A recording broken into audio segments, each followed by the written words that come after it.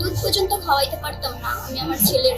সামাজিক যোগাযোগ মাধ্যম ফেসবুকে পরিচয় থেকে মনের লেনাদেনা, ভালো লাগা, তারপর ভালোবাসা, আর সেই ভালোবাসার পরিণতি বিয়ে। কিন্তু যে বয়সে একটি মেয়ের হাতে থাকার কথা ছিল বই খাতা, স্কুল ব্যাগ আর রঙিন স্বপ্ন, সেই বয়সেই মাত্র 11 বছর বয়সে বসতে হয়েছিল বিয়ের পিঁড়িতে।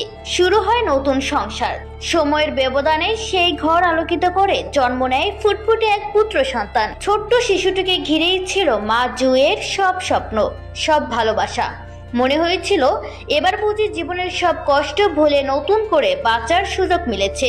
কিন্তু সুখ বেশি দিন স্থায়ী হয়নি। অভিযোগ, সন্তান জন্মের কয়েক মাসের মধ্যেই 7 মাসের দুগ্ধ পোষ্য শিশুটিকে জোর করে মায়ের কাছ থেকে আলাদা করে নেওয়া হয়।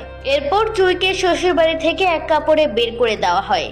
বুকের সন্তানকে হারিয়ে দিশেহারা হয়ে পড়েন মাত্র 13 বছরের এই কিশোরী মা। প্রতিটি দিন কেটেছে সন্তানের মুখটি আর একবার দেখার অপেক্ষায়। কিন্তু ভেঙে পড়েননি তিনি। নিজের বুকের ধনকে ফিরে পাওয়ার আশায় গত 1 জুলাই ঢাকার জেলা লিগ্যাল এইড অফিসে অভিযোগ করেন। অভিযোগের ভিত্তিতে শুরু হয় আইনি প্রক্রিয়া।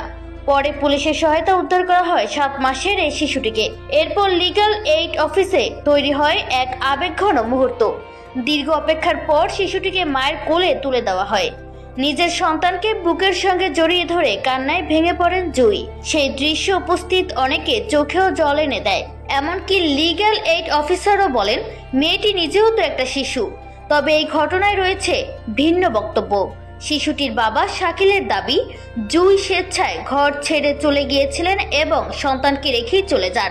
অন্যদিকে জুঁই ও তার পরিবারের অভিযোগ, তাকে প্রতারণার মাধ্যমে বিয়ে করা হয়েছিল।